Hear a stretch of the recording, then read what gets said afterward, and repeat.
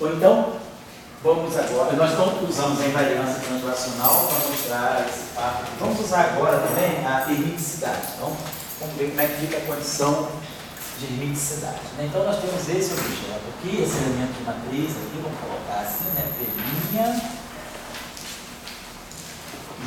Então, nós estamos vendo J' de X. Então, a ermiticidade está me dando isso aqui. Né? P, J' X, P'. Essa é a condição de ermiticidade.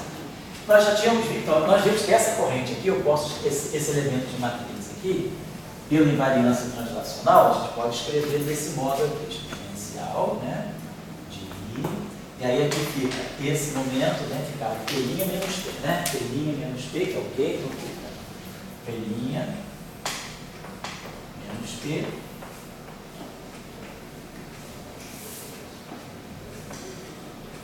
X, né, e aí aqui esse objeto aqui, que nós estamos chamando de P', de 0, desse lado aqui, nós vamos ter a mesma coisa, só que vamos ter aqui um estar, né? Então aqui vai ficar, esse cara, então isso aqui fica para nós o seguinte, fica exponencial, né? De P menos P', pegando esse elemento de matriz aqui, né? E aí vamos ter aqui P, J'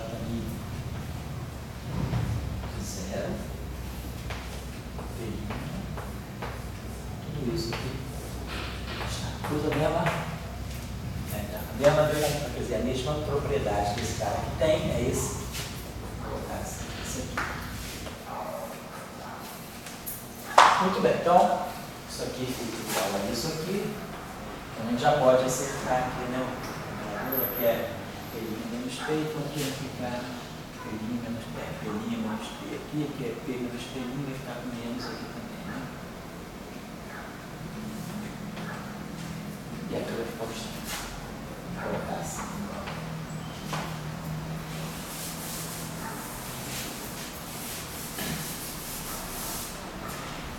Agora vamos pensar o seguinte, esse objeto, a gente pode dar uma, vamos pensar nesse objeto aqui. Esse objeto aqui, ele é, na verdade, como nós estamos escrevendo férmions, né? Então esse objeto aqui eu posso escrever como esse elemento de matriz. Esse Bra aqui é o barrado de P',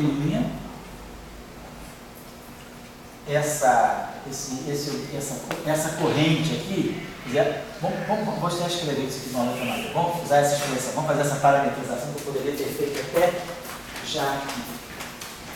Vamos fazer o seguinte, vamos lembrar que esse objeto nosso aqui, P', J' de 0, P, da invariância translacional, né, nós vimos que a gente podia reduzir o elemento de matriz a menos daquela fase, né, a esse termo aqui. Mas esse termo aqui a gente pode parametrizar da seguinte maneira. Eu sei que esse objeto aqui vai ser um barrado de P', quer dizer, é a função de onda do férmion associada a esse Bra aqui. Esse objeto aqui é um objeto que tem que ter um índice, tem que ter um índice μ, e ele vai ser construído em função dos momentos que estão aqui. Ele vai ter que depender, ele é um objeto matricial, ele vai poder depender então, dessas matrizes, desses zetas, mas sobretudo ele vai depender também dos momentos, né? Vai ser uma função de L e de Q, e aqui vamos adotar então essa expressão aqui para esse elemento de matriz, né? O J' de 0. Então, no espaço dos espirões, nós vamos escrever esse elemento de matriz aqui, dessa forma que está aqui. Ah, Emerson, você me desculpa, cara, é o seguinte, a gente não vai dar aula de simetria, eu estou falando só QD hoje, foi uma questão minha, você me desculpa aí, tá certo? Tá legal? A gente vai fazer, então semana que vem que eu faço simetria, tá bom? Você veio estudar e veio estar estudando aí, tá? Vai ser 18h30? É, semana que vem vai ser 2 horas da tarde. Vou mandar isso no e-mail para você. Vai ser semana que vem às 2 horas. Desculpa, tá? Bom, então colocamos esse elemento de matriz aqui. Muito bem, então vamos aplicar Vamos usar. Depois nós vamos ter que construir isso aqui. Quem é esse O? Nosso trabalho todo vai ser construir esse O. Então vamos usar essa expressão aqui e essa expressão aqui. Vamos propagar isso aqui. Então, vou colocar. Então, para nós, esse objeto aqui vai ficar assim. Tem isso aqui, né? Então, essa fase aqui está cancelando essa aqui. Isso, pelinho menos P, pelinho menos P. Então, vai ficar isso aqui. Vai ficar, esse objeto aqui para nós vai ser um barrado de pelinha, o OMI, um operador aqui que vai depender de Q, que vai fazer o papel desse J também de zero, e aqui no de P. E aqui desse lado tem a mesma coisa, nós vamos ter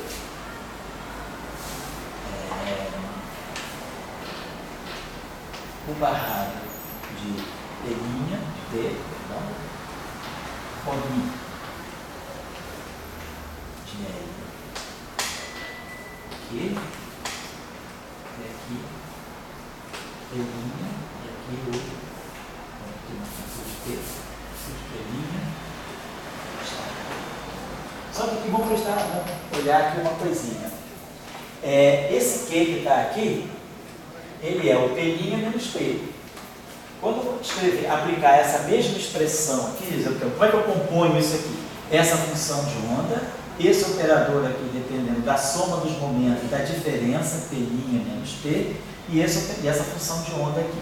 Aqui é a mesma coisa, tem esse elemento. Então, isso aqui, essas fases se cancelaram. Então, aqui vai ficar o barrado de P. Quando eu construir esse cara aqui, esse cara vai depender da soma e da diferença. Esse menos esse. A nossa convenção foi, pegar esse momento transfer, esse estado final menos o estado inicial. Nesse elemento de matriz aqui, tudo corre igual, só que esse é o estado final e esse é o inicial. Então, esse Q que vai aparecer aqui, na verdade, não é pelinha menos P, é P menos pelinha. Então, se eu fixei esse Q aqui como sendo pelinha menos P, esse Q que vai aparecer aqui tem que ser o P menos pelinha, portanto, aqui dá um menos P. Então, na relação de eremiticidade, né, devido a essa convenção que nós fizemos, nós definimos dessa forma, esse elemento de matriz nós definimos dessa forma, colocando aqui o L, que é o pelinha menos P, então aqui é a mesma coisa, eu vou ter que pegar, isso aqui tudo está dentro do estado, vou colocar assim, né? O que vai aparecer aqui dentro é isso menos isso, então vai ficar P menos pelinha, que é menos P. Mas agora, isso aqui é uma expressão espinorial. Quando eu pego o complexo conjugado de um bilinear espinorial, isso é a mesma coisa que eu pegar o barrado de Dirac, né? Quando a gente tem esse barrado, uma matriz gama qualquer e um Ki, eu tirar o star disso aqui, isso aqui é a mesma coisa que eu tirar o barrado disso. Então isso aqui é Ki barrado, gama barrado, Psi. Então o star para um bilinear fermiônico é exatamente o barrado de Dirac. Então aqui eu posso substituir esse star pelo barrado de Dirac. E aí isso aqui está dando para nós o barrado de pelinha, OMI de L menos P barrado e o U de P. Então a gente já chegou a essa relação. Essa aqui, a condição de unicidade, aqui, né, está me dando.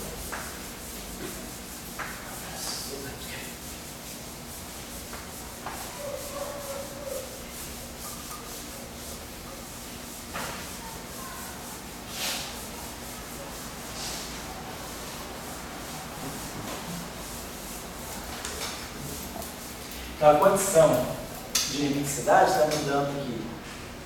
Aquele operador, né, vai fazer o papel da corrente, né, ele vai ter que satisfazer a essa relação. Mas quem é barrado? Barrado é, isso aqui é o gama zero, O, Mi, de L, menos Q, Nagler, gama zero. Então, se eu quiser, eu posso escrever isso de várias maneiras. Posso multiplicar por gama zero aqui, gama zero. Multiplico a esquerda e a direita por gama zero e uso o fato que gama zero ao quadrado é a identidade. Então, isso aqui vai dar para nós gama zero, OMI, que é gama zero, igual a OMI, L menos Q. Posso tirar o DAG dessa equação, gama 0, DAG é gama 0, então você vai ficar gama 0, OMI, de LQ, posso deixar assim. E aí posso trocar. Se aqui é Q e aqui é menos Q, nada me impede de fazer a troca. Eu posso dizer, então eu posso tirar daqui que o OMI de LQ, DAG, aí eu posso substituir Q por menos Q. É igual a gama 0, de L menos Q, gama 0. Então, essa é a condição de hermiticidade. O fato da corrente ser um operador hermitiano me dá esse vínculo, né, sobre a construção desse objeto aqui. Quem é esse objeto? Então, nós já usamos a invariância translacional e usamos a hermiticidade. Agora vamos começar a trabalhar a covariância de Lorentz. Então tudo ficou para nós, né? Isso aqui.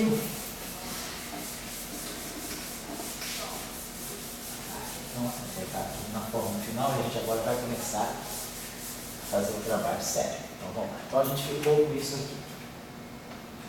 Então, uma transição, né? Quer dizer, a transição devido à corrente eletromagnética.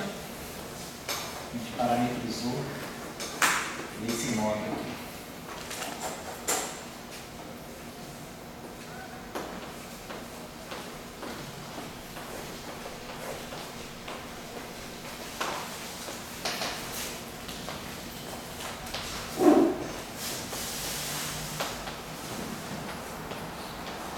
E aí agora já sabemos quem é esse objeto. Sabemos não? Então propondo que esse objeto então, tenha essa forma. O barrado de peninha, o operador OMI de LQ e o de Q. Então o nosso problema todo agora está em construir esse objeto.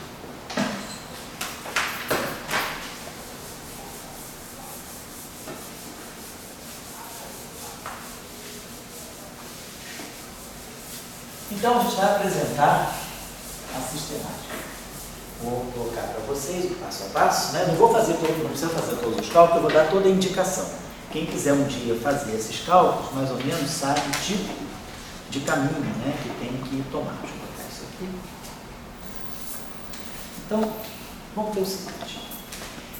Esse cara aqui tem que trazer um índice μ, a ideia é essa. No final de tudo, esse cara aqui tem que trazer um índice μ.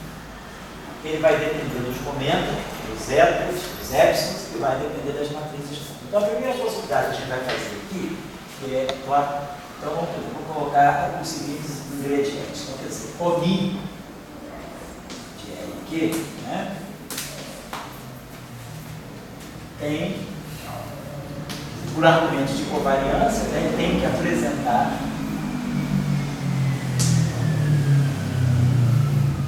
assim, as custas, né? Do L, Q, dos gamas, do eta e do epsilon, do limite. Então a gente vai ter que construir isso aqui. Então, aí a sistemática constitui o seguinte: vamos dizer assim, a possibilidade. Como é que eu vou construir isso? Né? Então, vamos colocar a configuração.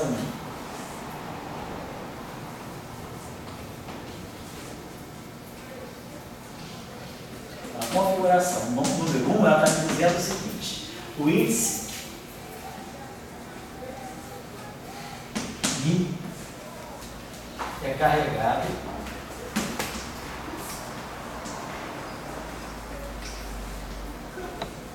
por L ou por Q.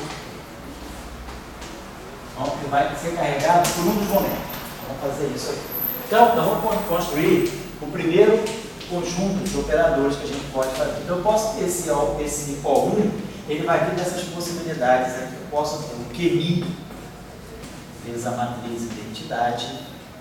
Posso ter um LMI vezes a matriz identidade. Posso ter um QMI vezes a matriz gama 5. E posso ter um LMI vezes a matriz gama 5. Vocês poderiam falar, mas por que ele multiplica aqui, por exemplo, no f de Q2?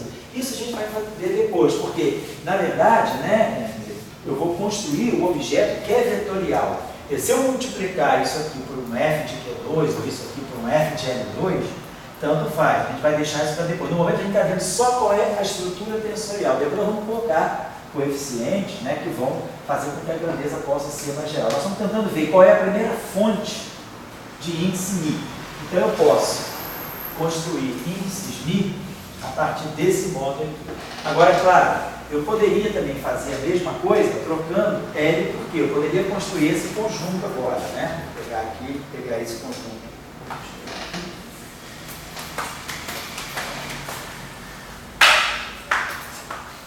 Vou pegar um outro conjunto aqui, uma uninha, que seria, como é que eu vou pegar uma amiga assim? Então agora eu vou construir um conjunto OMI, que vai ter a mesma estrutura. O que é que vai dar? Quer dizer, o que ou L que vão dar o índice. Então nós vamos poder construir algo desse tipo aqui, ó, por exemplo. QMI, Q/, por exemplo.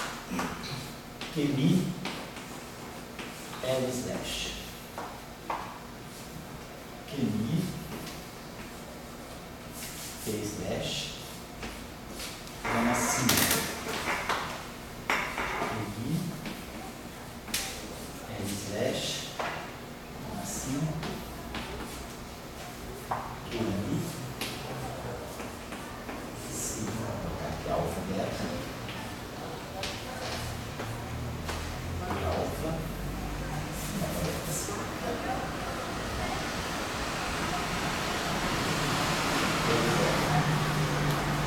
E o mesmo conjunto, posso construir o mesmo conjunto trocando L por Q.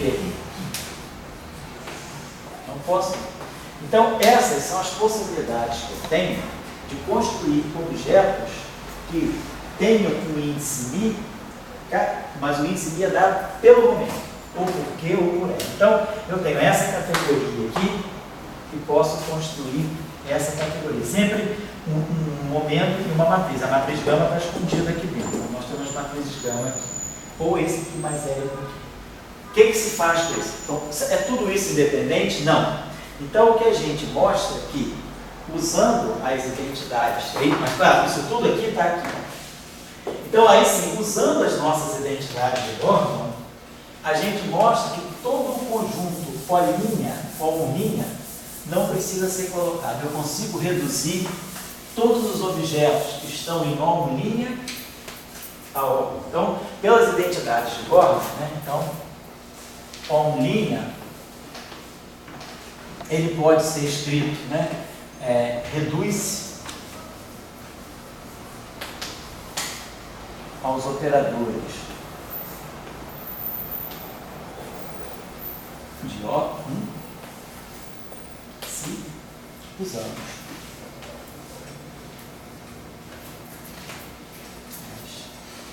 identidades de Gordon. Vamos ver as decomposições de Gordon, né? Pode ser, né?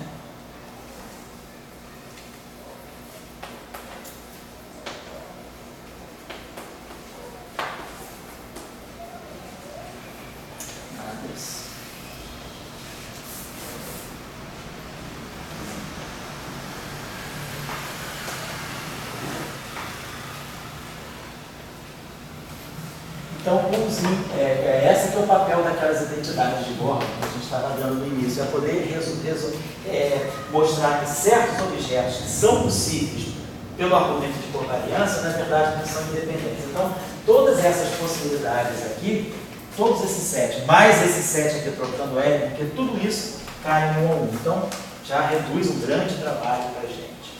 Depois, nós vamos ter uma configuração. Configuração 1, que é o índice μ vindo do L ou do Q. Agora vamos pegar a configuração 2, que é o índice carregado por alguma das matrizes gama. Configuração 2, a possibilidade 2 aqui. Então, por enquanto, sobra o O1 para nós. A configuração 2, né, para construir esse elemento de matriz, vai ser que o índice Mi seja carregado por alguma matriz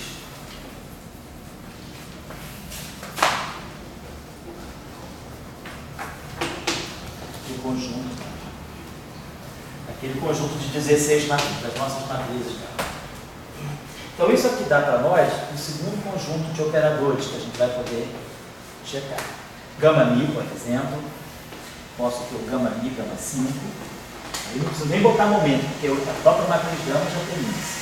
Posso pegar um sigma Mi QI,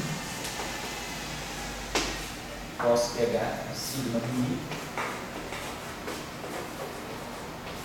LI. Vocês poderiam pensar, será que ele poderia colocar um gama, sigma Mi gama 5? Poderia. Só que aí, sigma Mi gama 5, eu consigo expressar em função do epsilon e de gama Mi gama 5. Então, esse conjunto aqui, também, claro, se por exemplo, todos os termos que a gente puder colocar com essa categoria, a gente vai poder reduzir os anteriores. Então, na verdade, esse conjunto aqui já é o mais geral possível dentro dessa categoria do índice Mi vir da matriz gama. O momento ele vai entrar sempre de coadjuvante na hora da saturação dos índices. Então, essa é a segunda possibilidade que a gente tem aqui. Deixa eu ver se eu estou pegando aqui na hora certa, na hora certa. Agora tem a página, é possibilidade de configuração 3 agora.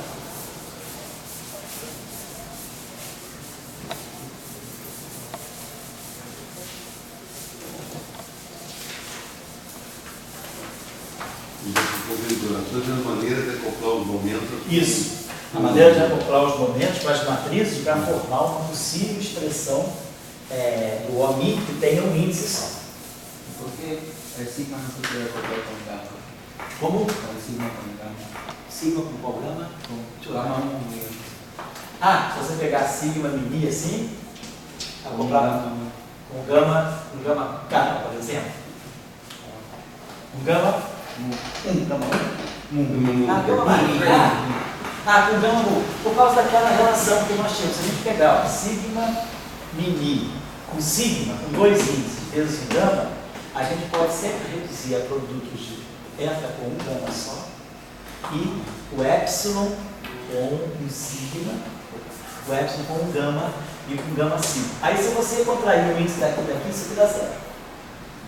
Quando você tem esse índice contraído com esse aqui, porque na verdade, se você olhar bem, isso aqui, na verdade, isso aqui é um gama Mi. A menos de um fator é um gama Mi. Porque isso aqui é o que é? Isso aqui, esquecendo os fatores I sobre 2. Isso aqui é gama Mi, menos gama Mi, vezes gama Mi, como você está falando. Então, isso aqui é gama Mi, menos gama Mi dá 4 identidades, 4 vezes a identidade. Isso aqui vai dar 4 gama Mi. Agora, se você anticomuta esse cara com esse cara, isso aqui é menos gama Mi mais 2 vezes delta Mi.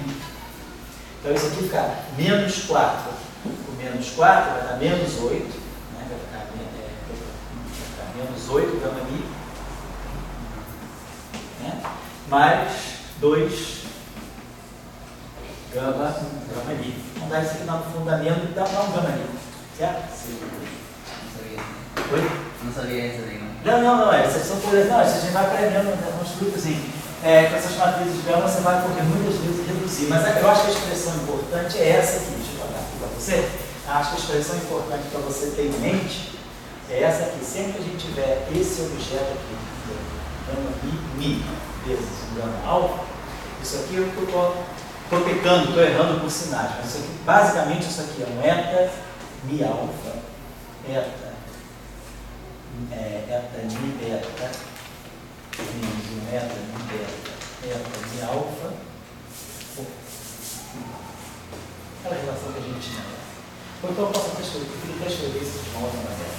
Eu vou escrever isso desse modo. Isso aqui é eta Mi alfa, Mi, menos eta Mi alfa, Mi, mais, tem o I aqui, epsilon, Mi alfa, beta, gama beta, gama 5. Então esse produto aqui você pode sempre reduzir isso aqui. Então, essa redação facilita bastante. Então, e aí agora a nossa configuração, a nossa possibilidade 3, a configuração 3 de operadores é essa aqui. Não demorar muito não, tá? Isso aqui é meio chatinho mesmo, mas é bom a gente ver isso uma vez na vida, que depois a gente pode generalizar para outras situações, né? Para outros campos, por exemplo. Então, aqui nessa configuração, aqui nós vamos dizer que o índice Mi é trazido pelo Epsilon.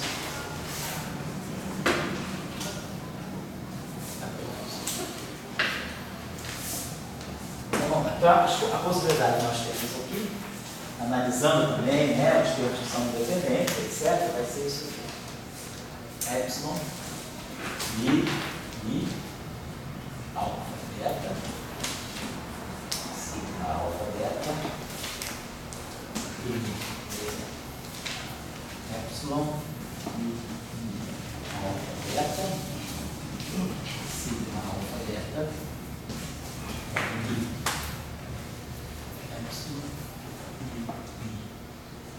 Beta, gama Mi, por exemplo, e alfa. Vocês estão vendo? Por isso que aqueles termos que a gente fez aquelas decomposições de Gordon todo envolvendo essas coisas, porque a gente vai precisar depois daquelas identidades para ver que objetos são importantes aqui. Eu vou ter aqui mais coisas aqui. Epsilon, Mi, alfa, beta, gama Mi, gama 5. Que alfa é beta, epsilon, Mi, alfa, beta, que alfa é beta, sigma, epsilon, Mi, alfa, beta, sigma,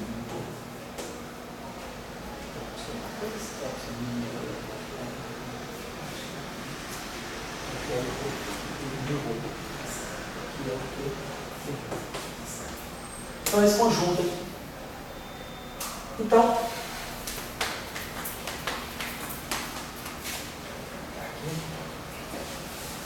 apresentamos, né, da onde podem sair os nossos OMI, desses conjuntos de operadores, O1, O2, O3. Agora, de novo, é um trabalho mesmo assim, de farmacopeia, né? Vamos usar as identidades de Gordon. Então, agora, de novo,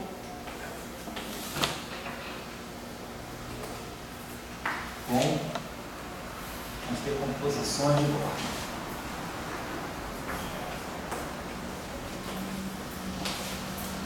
O que a gente vai ter? A gente vai mostrar o seguinte. LMI, gama LMI. Essa, a gente pode escolher. Então eu vou escolher o seguinte: esse termo aqui, LMI, gama 5, pelas identidades igual, ele pode ser excluído.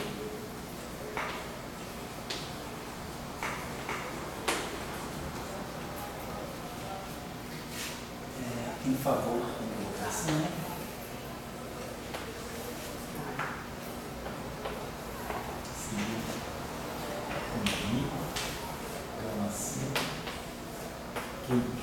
A identidade de Gordon sai isso. Pode trazer.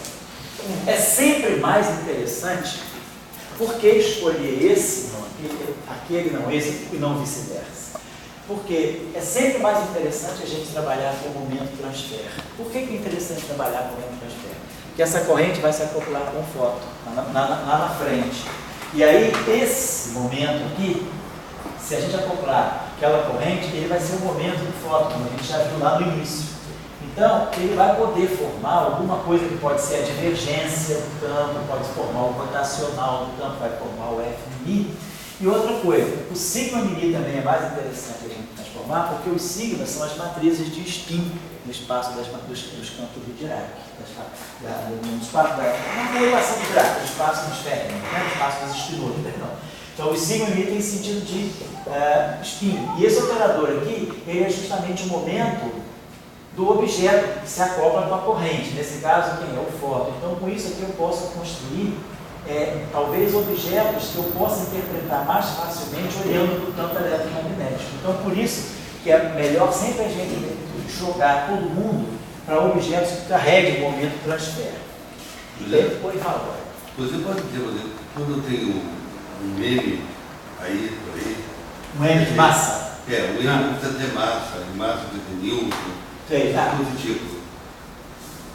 Seguramente eu só tenho spin quando eu tiver sigma mini. Se eu estou com equação, não sei nada, não tem sigma mini. A gente tem que ver se o sigma mini não está escondido. Não, tudo bem. Porque, por exemplo, se você tiver um produto de matrizes gama e você antes simetrizar, você pega o sigma mini.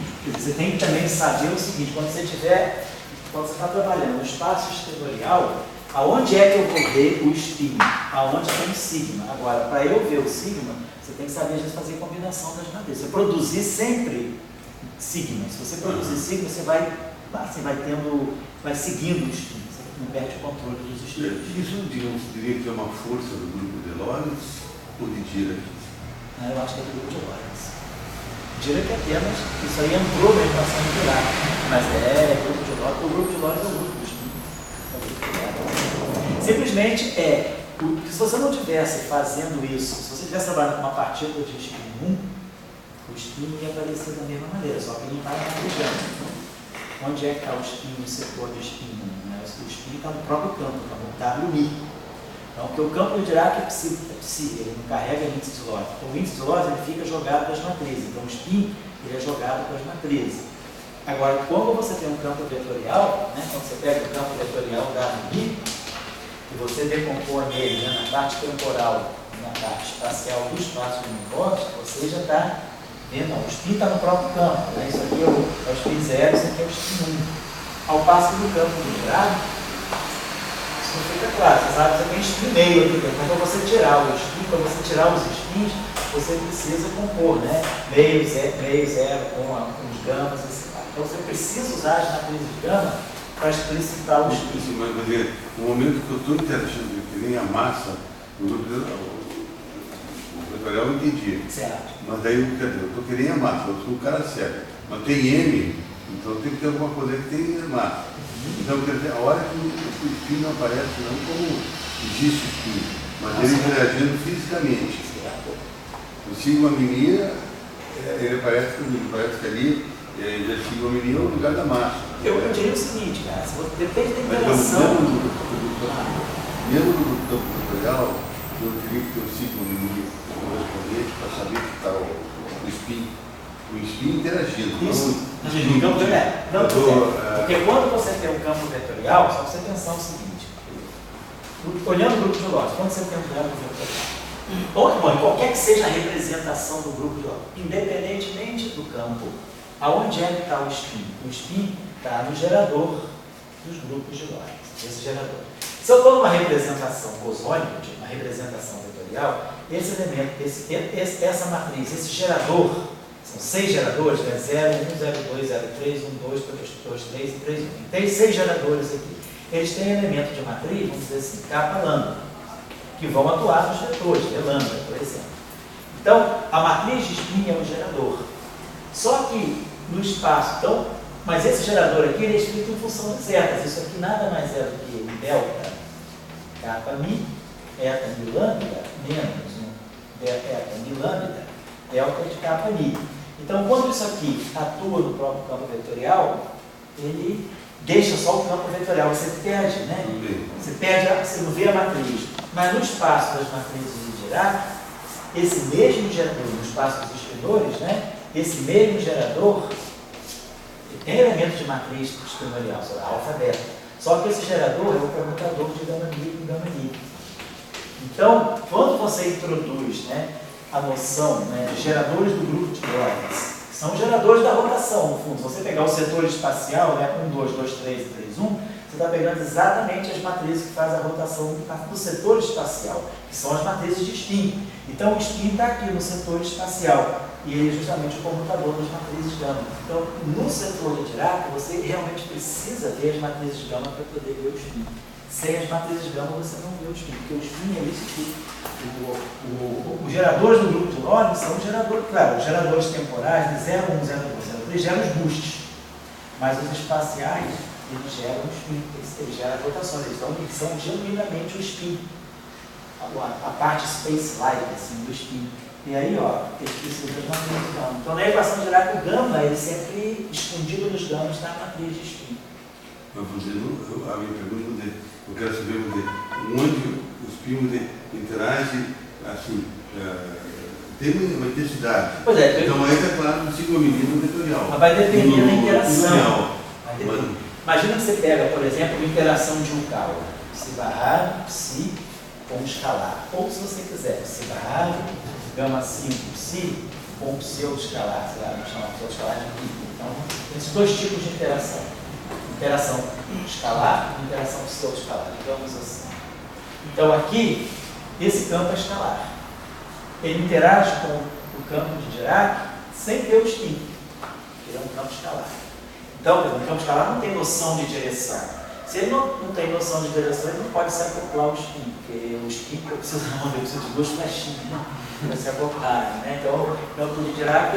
Então, mas agora, se você pega um acoplamento vetorial ou pseudo-vetorial, gama-mi, psi, e aqui um campo vetorial, não precisa ser o foco, um amigo, aí aqui você já vê, então, que eu tenho a matriz gama, então eu já tenho uma noção espacial. Aí, justamente, o papel é você ver que, se você olhar para esse objeto aqui como um produto, quer dizer, um produto de campos locais, quando você vai olhar isso aqui no espaço das funções de onda, né, é aqui que vai justamente aparecer, um psi barrado de um momento. Se você olhar no espaço de Fourier, aí você vai ter um psi barrado de, vamos dizer, de um pelinha, gama-mi, como nós já tínhamos feito. Aqui o psi de um P e aqui um ami de Q. E aí aquilo que eu tinha falado com vocês, olhando no espaço dos momentos, a decomposição de Born entra aqui, olhando assim, a gente não vê o spin. Mas quando a gente faz a decomposição de Born, a gente vê que justamente o momento transfer, P' menos P, se acopla com o sigma mini, naquela decomposição de Born.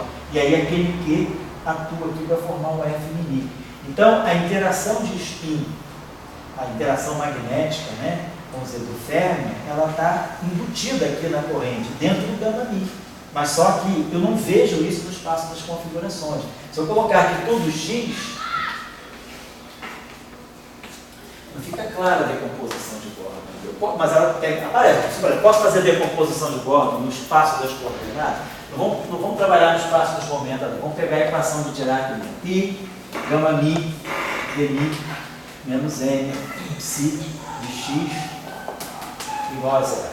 Vamos ver que a gente faça isso aqui. Aí, vamos dizer que eu pego essa equação, vou fazer o conjugado de Dirac dela. Psi barrado. Menos I, vou botar assim, menos I, o dmi vai estar aqui, o dmi psi barrado vai ficar menos I. Vamos botar essa equação assim, separar assim. I, gama mi, dmi, psi de x, menos n, psi de x igual a zero. Vamos barrar essa equação. Vai ficar menos I, dmi, psi barrado, gama mi, menos n, psi barrado, de x igual a zero. Então, tudo isso aqui é x, então não é no espaço dos momentos. Vamos multiplicar, então, essa equação aqui, à esquerda, por um psi barrado, gama mi.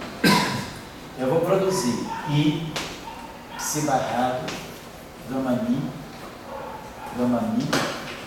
dmi, psi, menos n, psi barrado, gama barrado, psi, Gama barrado. gama barrado é gama. Quando você barra o gama e gama, nessa operação, todas as matrizes de Dirac, elas satisfazem essa condição. Eles são hermitianos no sentido de Dirac, não no sentido hermitiano estrito, né? Então, muito bem. Aí, se eu pegar essa equação aqui e multiplicar a direita por gama mi psi, então nós vamos ter menos I, dmi psi barrado, gama mi, psi, menos n psi barrado, gama mi, psi igual a zero. Certo? Então, vamos fazer uma decomposição de Born Vou apagar isso aqui, isso aqui. Depois a gente volta, só para discutir essa questão. Então, somando esses dois termos agora, né, então eu vou ter isso com isso, então nós vamos ter, joga igual a isso, igual a isso. Oi, tá? Não era pra ter ficado DMIDAG? Oi? Não era pra ter ficado DMIDAG, que é menos DMI? Que IDMI a gente... Mas isso aqui não é o hermitiano, isso aqui eu estou fazendo o seguinte, observe que essa operação que eu fiz foi o seguinte, eu tenho essa matriz aqui, ó, gama mi, DMI, está atuando no psi, eu tenho isso aqui. Se eu barrar isso aqui, eu vou ter DMI, isso aqui é um espinor, tem esse seguinte, isso aqui é um espinor, então no espaço dos espinores, se eu barrar isso aqui, então o que eu estou fazendo? Vamos tirar o hermitiano conjugado aqui, o que eu estou fazendo aqui? Vamos tirar o conjugado hermitiano, então vai ficar DMI, gama mi, tá. Aí o que eu vou fazer agora? Eu boto um gama zero aqui, boto um gama zero aqui, que é identidade. Boto um gama zero aqui, então tá, boto um gama zero aqui, um gama zero aqui, boto um gama zero aqui, um gama zero aqui. Vou multiplicar a esquerda por gama zero, a gente faz sempre isso, né? Vou ficar gama zero, gama zero. Então, esse objeto aqui, ó, é o psi barrado, isso aqui é o gama mi barrado, e vai ter esse gama zero aqui. Deixa eu fazer isso aqui direitinho.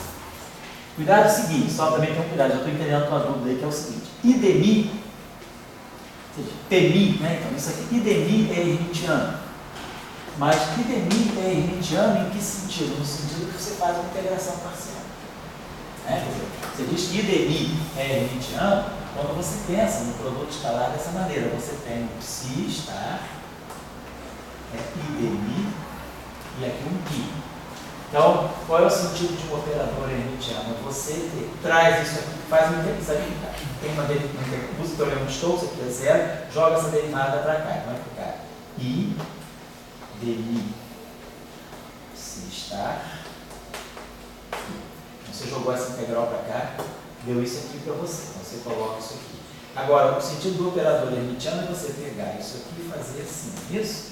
Então você vai ter mais I DI, então você vai ter psi estar, pi estar, I DI, psi. Então tá legal, esse cara aqui é hermitiano, o Dagger dele é igual a ele, mas as custas de uma integração por partes. Você não está fazendo isso, você está trabalhando direto no espaço das configurações. Então o que a gente está fazendo aqui é o seguinte, nós temos essa, vamos escrever a equação de Dirac da maneira que nós temos, I gama mi DI, psi, menos m, psi igual a zero. Vamos tirar o conjugado hermitiano dessa equação. Então vai ficar menos I, DI, psi Dagger, gama mi Dagger, menos m, psi Dagger, igual a zero. Vamos multiplicar essa equação toda à direita por gama zero. E coloca aqui a identidade, gama zero, gama zero. Então, psi barrado gama zero, psi Dagger gama zero, é o psi barrado. Psi barrado. Gama zero, gama mi Dagger, gama zero, é o gama mi barrado.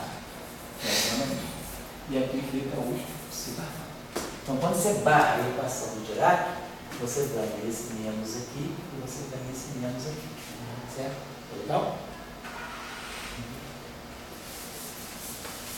Eu tenho que pensar que quando você está escrevendo a equação de Dirac, né, que você está escrevendo isso aqui, gama mi, DI, psi, essa derivada está atuando nesse espinor. Então, se eu fizer uma operação de conjugação hermitiana, eu tenho que trazer todo esse espinor com a derivada para cá. Aí vai ficar DI, que é o que nós fizemos, DI, psi Dagger. O I fica menos I, e o gama mi Dagger.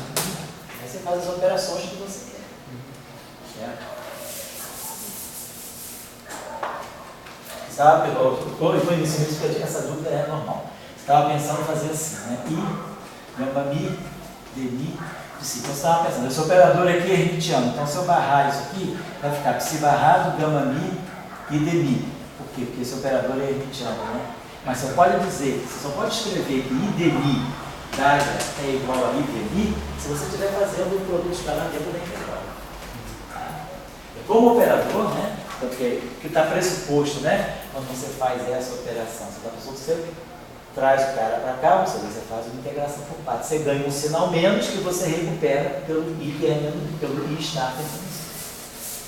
Então, nós escrevemos aí, estamos escrevendo a equação de Dirac, né? Por que estou falando isso? Porque a pergunta, tudo bem, né? Então vamos olhar a equação de Dirac no espaço das coordenadas. Então, fizemos a equação de Dirac, aplicamos aqui o operador esquerdo, pegamos a equação de Dirac barrada, aplicamos aqui o operador direito. Agora, soma essas duas equações. Então, isso aqui vai ficar 2n psi barrado, gama mi psi, igual a i psi barrado, gama mi, dmi psi, menos i, dmi psi barrado, gama mi psi. Muito bem.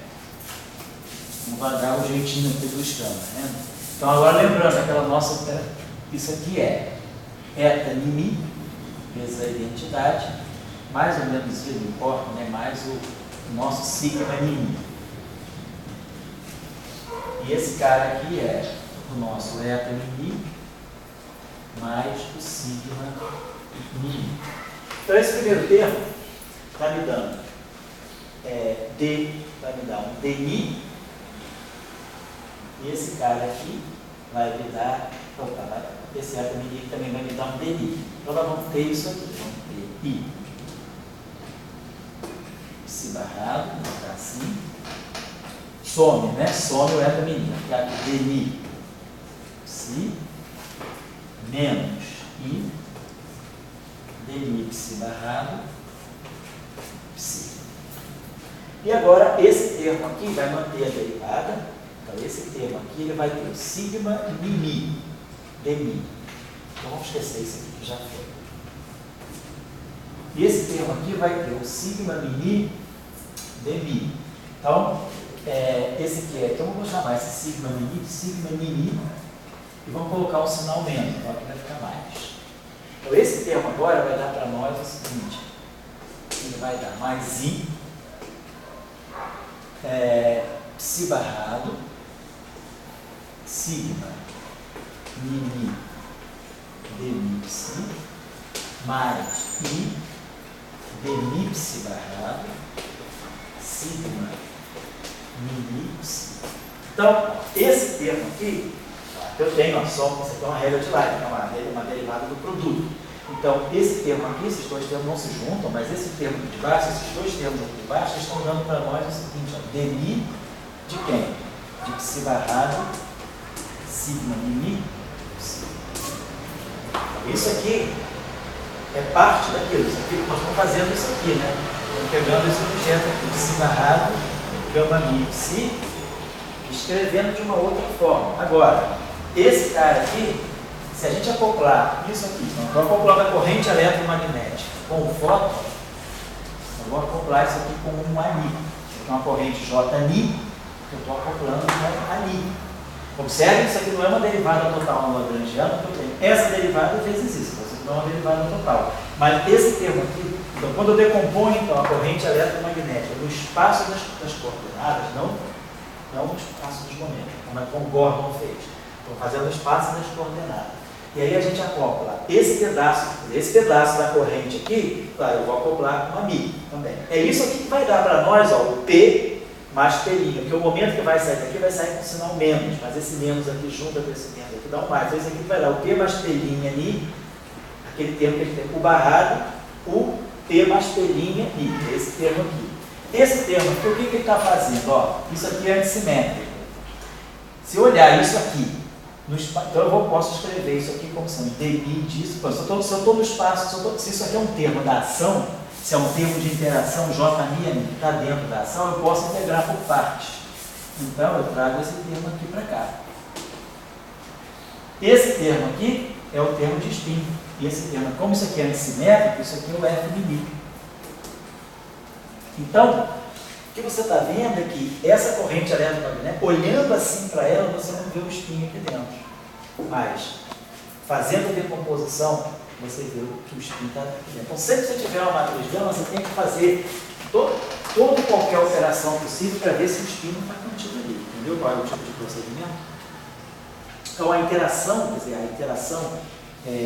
da corrente eletromagnética fermiônica, né, com o campo do fóton, ela necessariamente está trazendo o spin. O spin está sempre aqui dentro. Da mesma forma que no caso espinhorial, tem esse acoplamento do espinho, do férmio com a campo magnético, na QED vetorial, por exemplo. Isso. Se tivesse, também tem uma representação, se vai ter o acoplamento do espinho. É esse exercício que eu vou deixar para você.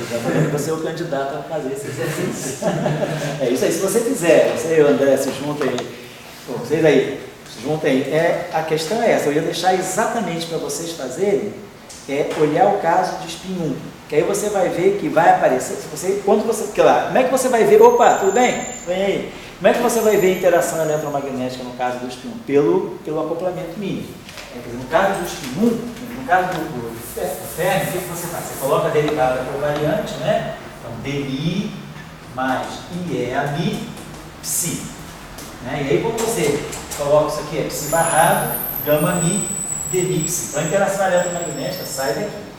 No caso do campo vetorial carregado, o que você tem é dmi, wi star, menos dmi, wi star, que é o f mini star, f mini, é o termo, então você está me descrevendo a propagação, né, de um campo vetorial carregado, complexo. Está lá, é o f mini vezes o f mini, só que agora é complexo. Mas agora, se isso aqui quero invariância de quê? Eu tenho que colocar aqui a derivada covariante. Vai ficar a derivada covariante aqui, derivada covariante aqui, derivada covariante aqui, derivada covariante aqui. Então, quando eu abrir essa expressão toda, vocês vão ler um termo, abrindo essa expressão toda, vai ter um termo que vai ter alguma coisa do tipo a mi, e aqui vai ser a corrente do espinho 1. Quem vai ser a corrente do espinho 1? Deve ser alguma coisa desse tipo, dmi, wi menos dmi, wi star, vezes o wi. Isso aqui é um mini, vezes mi, dá uma corrente mi. Então, isso aqui é um pedaço da corrente eletromagnética, no caso do espinho 1. Quer dizer, isso aqui é o análogo do psi barrado gama mi psi do férmio. Né? Isso aqui é uma corrente de um único índice. Agora, a questão é, você tem que fazer uma decomposição. Se você fizer uma decomposição de Gorton aqui, como é que você faz a decomposição de Gorton? Você tem que usar a equação de movimento, como a gente fez com o Dirac. Você tem que ver como é que a matriz de spin vai aparecer aqui. Mas você sabe quem é a matriz de spin do setor vetorial. Deve aparecer alguma coisa do tipo, você vai poder escrever aquela relação que vai aparecer lá como alguma coisa desse tipo assim. Alguma coisa do tipo W alfa star, sigma mini, alfa beta, W beta. Você vai de alguma maneira poder fazer aparecer esse sigma mini aqui dentro. Esse sigma mini alfa beta que está aqui é justamente delta mi alfa, delta mi beta, menos delta mi beta, delta mi alfa. Isso aqui é a matriz de spin no setor de spin. Então isso deve aparecer no teu cálculo. Então é inevitável que ele vai aparecer isso, porque sempre, se o campo é carregado e tem spin, ele é macio, carregado com spin, tem momento magnético. O momento magnético tem que se acoplar com o FMI. E o momento magnético tem que sair da matriz de spin, certo? Isso é universal. Você só muda a forma do signo mini. Mas o signo mini tem que aparecer para cada campo que você colocar. Spin meio, spin 3 meios, spin 2, certo? Vamos lá. Então, voltando a tudo isso, eu vi na meada, mas tudo isso começou porque o Dória estava querendo ter a questão do spin. Então, Dória, sempre que você tiver, assim, tem que ter matriz gama. Tendo matriz gama, desconfie que o spin vai estar de alguma maneira saindo daí. Tem que verificar. Daí, se pegasse lá o Goldschmidt, você iria mostrar para ele aquilo ali, né? Aquela expressão ali você não tem. Você está com o espinho da hora. O Lembeck Goldsmith, a gente deveria mostrar justamente isso. A gente deveria mostrar que o que eu tenho é isso aqui. Para eles vão querer isso aqui. Agora, quem é isso aqui? Qual é a forma? Isso aqui é uma coisa fechada, é um momento magnético. Qual é a forma desse objeto aqui? Qual é a forma microscópica desse objeto aqui? Mas essa relação aqui, em termos mais microscópicos, ela vai ser, no caso do férmio, vai ser psi barrado, sigma mini, psi, f mini. O que está por trás dessa relação é isso aqui que faz o papel do mi. Então, no espaço de Minkowski, esse mi vetor, ele é parte desse tensor de rank 2. Ele é uma componente desse tensor de rank 2. Quer dizer, esse objeto aqui, ele tem 6 componentes, né? Esse aqui é E ele vai ter 3 componentes que são Mi e 3 outras componentes que vão ser Psi-Dagger, Gama, Psi. Eu tenho essas 3 componentes aqui, que são matriz de spin, e tenho essas 3 componentes ligadas à parte temporal. Isso aqui não é a matriz de spin, né? A parte totalmente espacial. Então, quer dizer, você procura lembrar que você tinha que mostrar o Mi interno-dedo essa aqui. E para a simetria de Gray, tinha que mostrar uma lagrangiana que fosse não ter calomazado, etc., com aquele psibar, assim, uma mini, F-mini. Exatamente. Então, É que a questão é justamente isso, porque a forma. E no caso do integral, ele não Isso. Porque você olhando para cá, eu só estou querendo chamar a atenção de vocês para isso. Essa é a forma da interação eletromagnética no lagrangiano de interação da corrente fermiônica com o campo do fóton. Não fica claro onde está o spin aqui. Mas aí se a gente diz, porque isso aqui está off-shell. Se eu agora uso, dizendo que eu estou fazendo a interação da corrente física mesmo. Então se eu usar as equações de movimento, eu vou dizer, não, esse psi que está aqui, ele não é solto. Ele satisfaz as equações de movimento. Do momento que eu uso a equação de Dirac em cima desse psi, e aí a gente usa esse resultado aqui, a gente viu que usando esse resultado aqui, a gente faz aquela interação, e aí essa corrente aqui, ela me joga aqui aquele termo, psi barrado, sigma, mi, psi, f, mi. Então esse termo aqui me aparece depois que eu uso a equação de movimento. Se usou a equação de troca, Oi? también me sale la directa. Aqui? Claro, usó la ecuación de troca. Se eu, aí, essa aqui é a equação de Dirac. Se eu usar a equação de Proca para o campo W, vai ser a mesma coisa. Ah, directa. Sabe? o José, você tirou, você usou a informação, não tá, você usou a informação shell, e obteve aquela ali que é tempo da lagrangiana. Isso. Isso tem tudo, agora vou para fora do shell, Isso. off-shell. Assim, bom, será que tem alguma simetria de Gray, alguma lagrangiana, que seja renormalizável, aquelas coisas, né? Com esse termo, então, esse seria o termo de spin que você tem que propor para a lagrangiana. Você tem que pensar o seguinte, cara. Não, essa questão não é óbvia, não. Nem é uma questão só de mostrar a equação. Tem que entender o que está acontecendo. Pensar assim.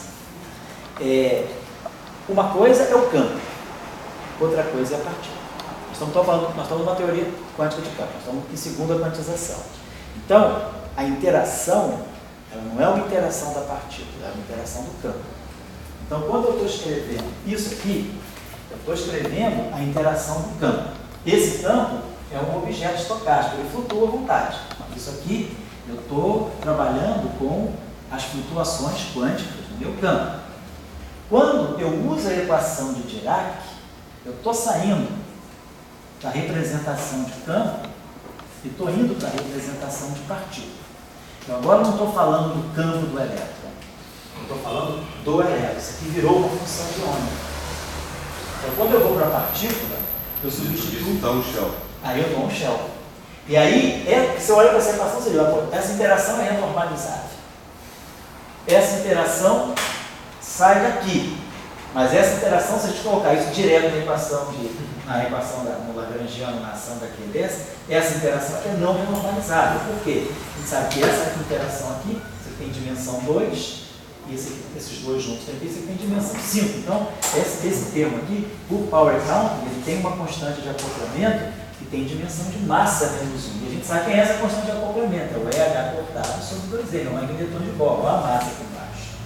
Então, naturalmente, quando você transfere a tua discussão do campo para a partícula, você está saindo do campo quântico, você está indo para a partícula. Por isso que você vê a interação elétron, a partícula, vamos dizer, essa partícula elétron, ela percebe a interação eletromagnética aqui. A partícula física é elétron, mas o elétron virtual não. Quando você está falando da teoria quântica de campo, você tem dois tipos de elétron. Você tem o elétron físico, que está na corrente, que é o elétron que você prepara no laboratório, com tal momento, etc., com tal polarização. Esse elétron satisfaz a equação de Dirac.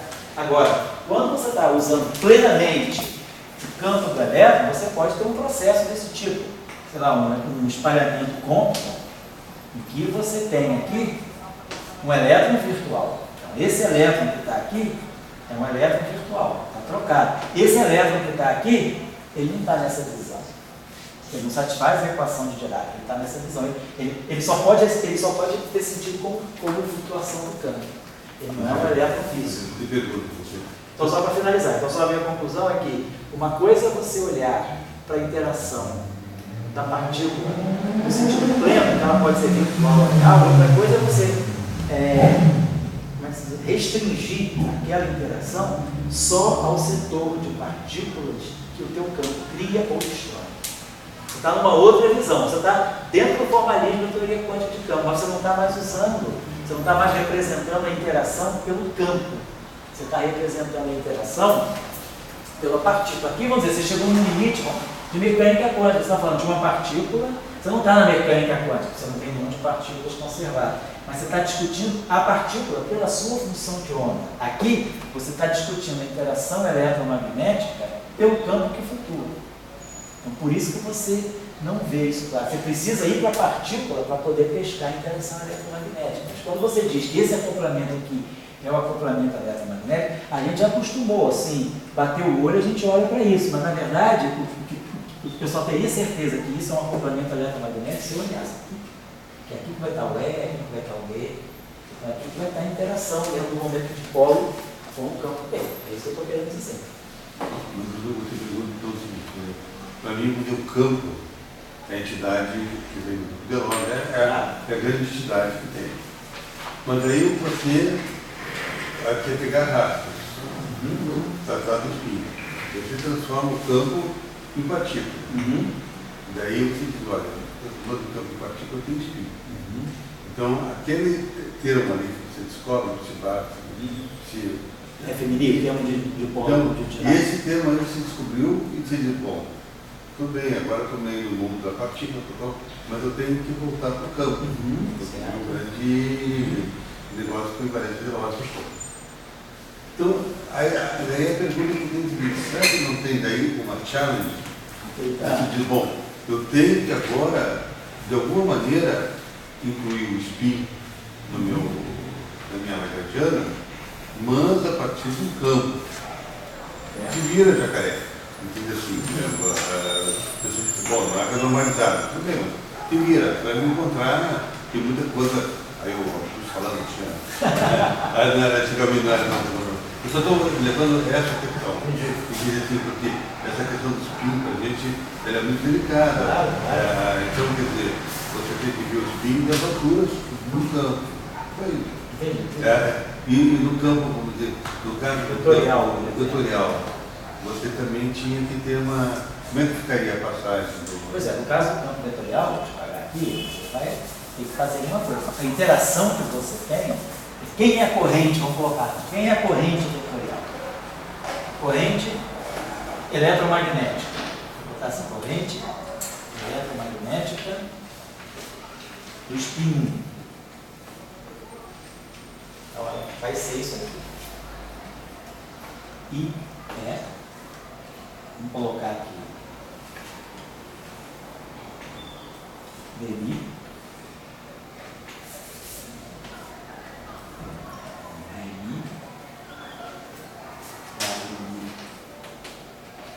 estar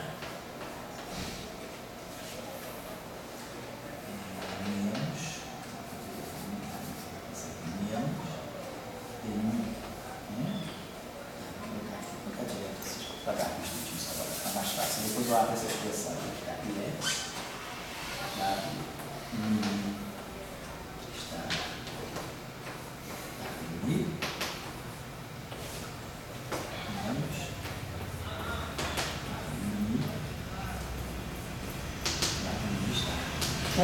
onde?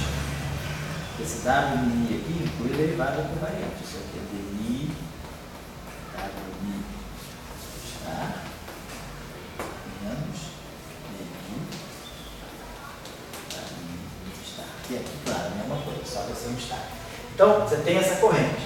Então, essa é a interação, essa é a corrente eletromagnética, no caso de um bóson vetorial carregado, W+, W-, está aqui.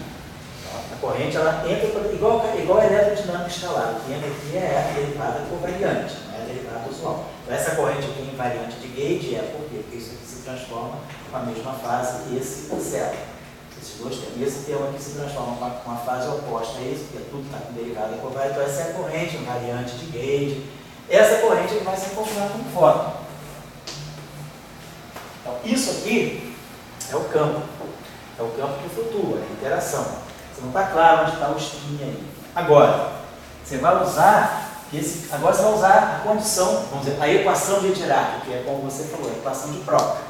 Você vai usar agora aqui, eu vou falar da partícula física, isso aqui é o campo de spin 1 carregado. Agora eu vou falar da partícula associada a esse campo com shell. A partícula associada a esse campo com shell, ela satisfaz a essa equação aqui, dμ, WI, menos, né, M2, WI, igual a zero. Isso aqui faz o papel da equação de Dirac para mim. Agora eu estou falando da partícula, né, da função de onda, associada à partícula que é descrita por esse campo. Então, isso aqui agora é uma condição no shell. A questão é, como é que eu tenho que fazer, como eu fiz na equação de Dirac? Eu tenho que iterar, de alguma maneira, essa equação com a sua complexo conjugada e trazer essa informação para cá. Então, o que eu tenho que fazer? Eu tenho que fazer a decomposição de Gordon, no caso vetorial, para trazer a expressão para cá e reduzir essa expressão aqui a alguma coisa que seja o momento de dipolo, né? Que seja algo do tipo W, sigma mini, algo desse tipo assim, W, F mini. Basicamente isso deve ser W, kappa star, sigma mini, kappa lambda, W. Eu vou ter que chegar a uma relação desse, onde eu sei quem é esse cara. Esse cara aqui tem elementos na ficha dele, naquela hora. Delta, né? Aquela combinação. Delta de lambda, delta de micapa, menos o delta de micapa, delta de lambda. Então, eu tenho, usando essa equação de alguma forma aqui dentro, eu tenho que essa interação se reduz a isso. E essa interação está clara. Isso aqui é o operador de spin na representação de meio-meio do grupo de Lorentz. Ele é o operador de spin na representação meio-meio do grupo de Lorentz, é o spin 1. Então, isso aqui está me dando a corrente de spin e aqui está me dando o campo magnético. É daqui que vai sair a interação mi escalar D do spin 1. Só que no caso de Dirac é psi barrado, sigma mini, psi, onde sigma mini é o comutador dos gamas. Aqui não. O mi, para nós, ele sai daqui, onde esse sigma mini é essa matriz quadro por quadro. Então, agora, isso aqui a gente fez no curso do semestre passado. Se vocês pegarem as aulas de QED, processos físicos em QED, eu me lembro que foi até o Léo Hospedal. Ele fez no quadro o exercício mostrando como eu faço a decomposição de Gordon do campo W. E aí, ele lembra que ele colocava essa condição on shell na corrente e saía esse termo aqui bonitinho. Isso aí o Léo tem feito. Ele até esse dia tirou o xerox para mim, que eu passei para o Luiz, que não está aqui hoje. Mas isso aí está nas aulas. Eu lembro que eu pedi para os estudantes do curso trabalharem, eu fiz a decomposição de Gordon para o campo escalar e o outro fez a decomposição de Gordon para o spin 1. E o Léozinho fez essa decomposição direitinho. Está no curso do semestre passado. Aí você vê direitinho que aparece realmente a matriz de spin 1, quer dizer, o spin 1 o spin 1 no setor vetorial acoplado com o campo magnético. Isso é exatamente a mesma coisa. Mas é que eu volto a entrar uma questão, entendeu? A questão é a seguinte, eu estou querendo escrever uma lagrangiana. Então, um cara quer botar massa, vai entrar no Higgs, certo, né? Não, o meu amigo quer botar massa, botar spin. Certo? Então, essa aqui, botar outra lá, essa aqui que você botou, deveria ser sua lagrangiana inicial. Entendi. Eu estou partindo dessa lagrangiana. Entendi. Agora você vai se virar com essa lagrangiana. Entendi. Assim, então, ali eu estou com a lagrangiana que eu estou botando massa. Então, é só isso que... Aí a gente tem uma coisa profunda aí, não é uma coisa óbvia, não. Porque é o seguinte, tem uma discussão aí, se você olhar, quando você olha para a equação de Dirac, a situação do Fermi é muito simples, né? Por isso que Dirac entendeu uma porção de coisa, porque ele pegou a coisa certa. Ele pegou o Fermi. Quem sabe de todas as histórias é o Fermi. O Boson te enrola. O Boson é meio 171, no sentido de que você olha para ele e você vê uma coisa, mas na verdade é outra. Por quê? O que o campo de Dirac lhe diz? Ele te diz que, se você pegar, quando você pega a ação de Dirac Não está pegando a equação de Dirac, está pegando a ação.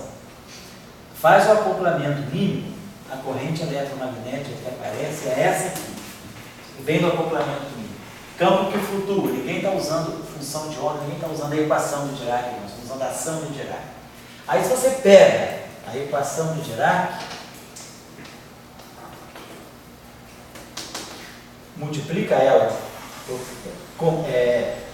pega o Bra dela, né? Ela está na forma Kepler. Você pega o Bra dela, multiplica por Psi e a outra por Psi barra, você mostra que a corrente conservada, isso aqui sai da equação de Dirac.